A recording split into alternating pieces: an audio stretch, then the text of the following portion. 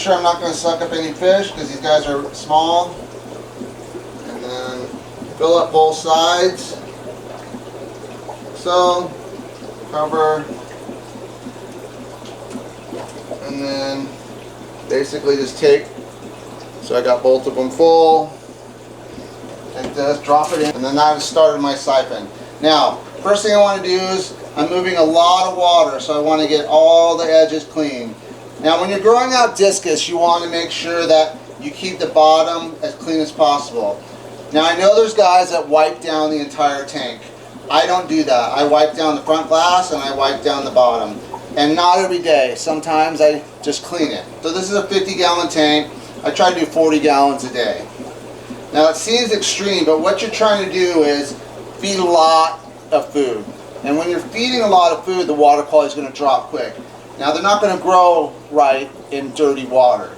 And it's very important, I think, for the first 3 months to change your water. And yes, I change your water, try it every day, sometimes twice a day, depending on how I feed. If I really get into a heavy feeding, then I'll do more water changes every day.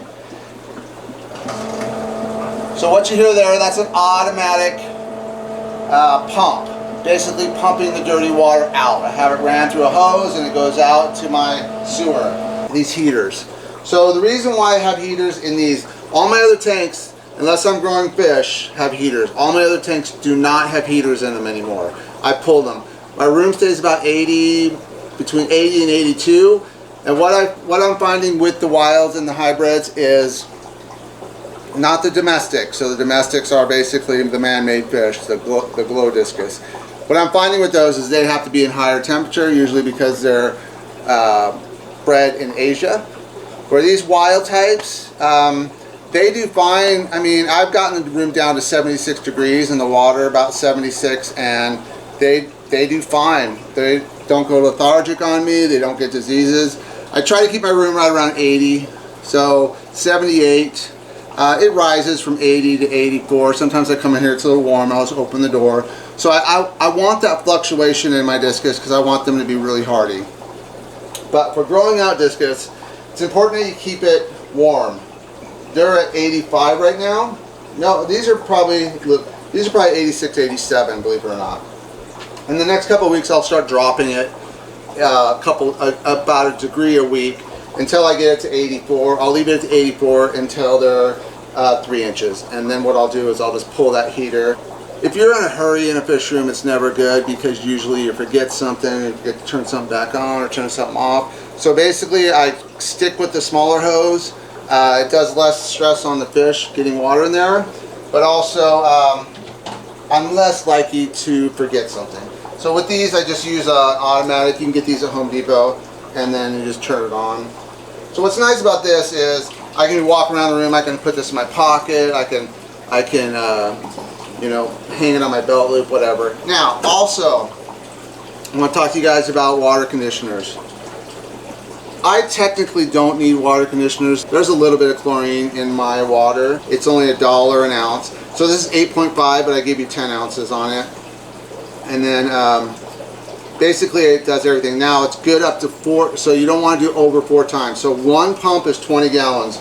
So this is a 50-gallon tank. I'll just do 1, 2, 3, 4. And that, I know it's covered just in case, but also they're getting used to the conditioners. And it's important to have that because when these go to another home and they're using conditioners in their water. Alright, so this usually takes about 5, maybe up to 10 minutes to fill. I don't know, really kept track.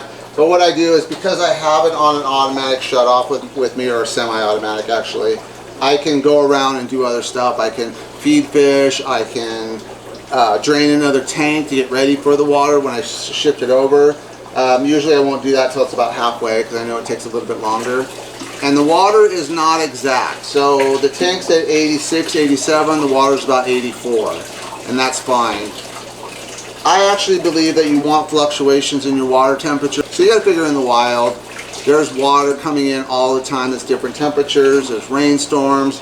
And so temperatures really vary in the wild. And some of these fish are living in 76 degree water and they're thriving. So even as I pull the discus. First I put them in a 20 gallon, a small 20, and that's how I start them the first 3 to 4 weeks. And then I move them to these 50s. Now what I do though is I shrink the tank in half. I cut it in half. So then I grow them out, and basically it's about a 25 gallons. It's actually a little under. And what that does is it compresses the fish together so they're not burning as much energy to find the food. And then what I do is I basically take the smallest of them, because there's always, you know, runts.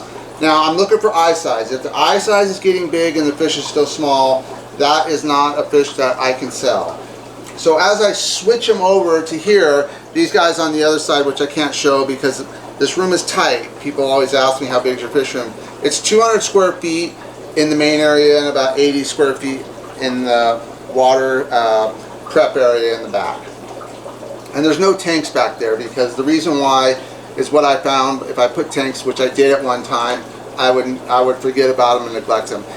This way, this is the main fish room. So I want to basically grow out the smaller discus in the other side, so the other side of this, the split, and then they're getting really good feedings because they're not having to fight because they're smaller. Might not ever be a 9-inch discus, but if they're a good 4.5, 5 inches, that's still a good fish, okay?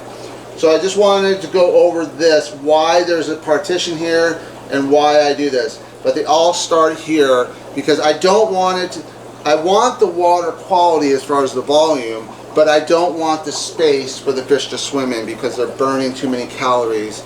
And basically what I'm trying to do is keep the water clean, feed heavy, and then get good growth. If I ever see fish that aren't growing well, I have to assess what's going on. Don't want them swimming all over the place. We want to keep them together. And they do really well in these tight quarters, believe it or not. The reason why I have the floating and the you know, bubbling, and I want them up off, because I don't want anything on the bottom, okay?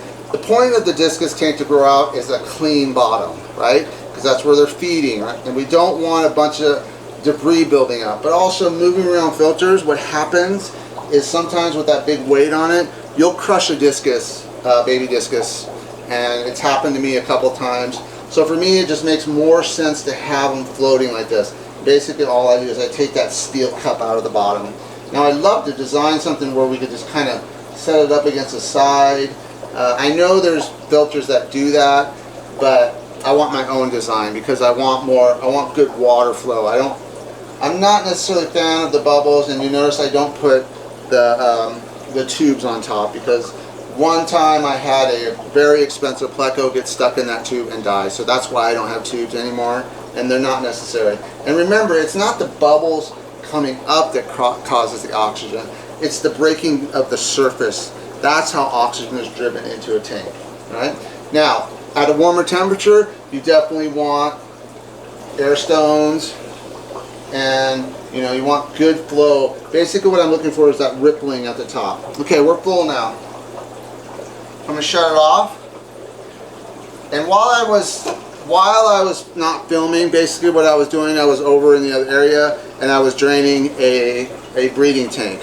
So now what I'll do is I'll take this over to that breeding tank and fill that tank. So I'm never really just standing watching. Now the reason why today I was because I'm filming, obviously, and I want to make sure you guys understand how this works and how to grow out discus. If you're going to try to breed discus, get quality. Don't try to buy breeding pairs, because 99% of the time it's not going to work.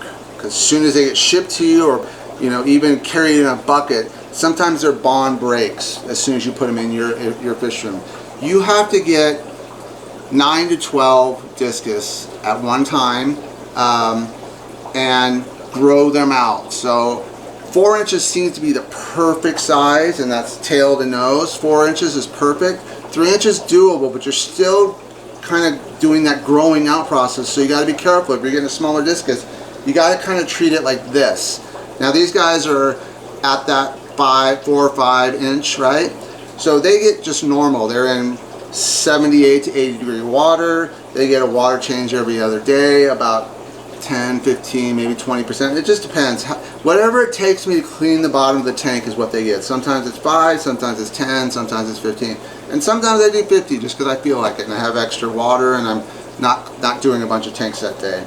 But at this size, you're really not in this phase anymore. You're in a kind of a subadult phase, right? So that's kind of when you want to just treat them. And I still feed them 2 to 3 times a day, and I change their water 2 to 3 times a week, right? But at this point, they're kind of getting that adult feel to them. So it's not so much as crucial to do water changes every day, right? And I could probably get away with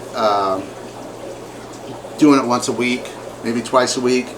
But these are future breeders, so it's very important that they stay big and healthy and strong.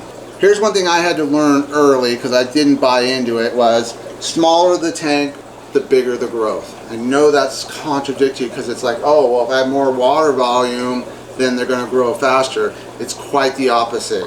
The more water volume is good, the space is not. Because they're burning calories swimming back and forth, back and forth. If you notice here, they kind of just sit at the bottom, and they kind of just grow at a good rate like this. And I'm looking for eye size. I'm always looking for, obviously, shape, but I just want to make sure their eyes aren't getting too big, because if you get a bigger eye on a smaller fish, basically you're stunting that fish. I've cleaned this tank perfect. You can see there's already poop at the bottom, all right? That's just all part of it. But that's the point, is to get it clean as possible. The water's perfect, right? But that's going to start. So you would think, oh, okay, let's give them a break and not feed them. This is the exact time you want to feed them, because the water's clean. You're going to give them good, solid food, and they're going to get optimal growth. So it's the same thing. Now, I feed this every day. Once a day. This is one of my feedings. It's usually in the morning because I'm leaving for work. So basically what I do is I drop this in, I put this, and I lock it down, throw this in the back. And I do that for both of the tanks, right? It just makes life very simple. So this tank's done for about 4 hours. I'm done. I don't have to touch it, I don't have to look at it, I don't have to worry about it. I can do this, one other feeding, and then a night feeding, and I'm covered. And basically, because they're picking at this for so long, I'm getting great growth on it. And this bell has been through different versions in about a year, so it's working really well. And it started actually with Black Rams. That's Black Rams built this room. Everything you see in this room is built by Black Rams. I had over 1,000 of them, and at one time they were going up to $45 each.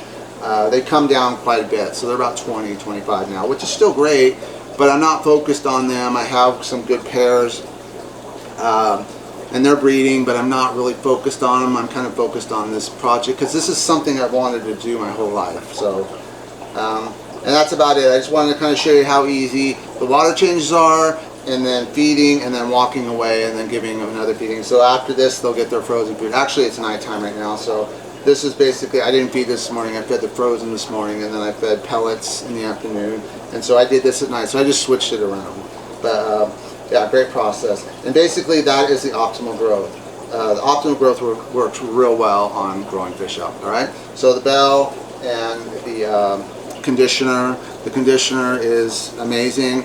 You guys should check it out. If you need conditioner, if you don't, then that's fine. But you're going to save, it's about half price of the regular stuff. So, all right, take care. Bye.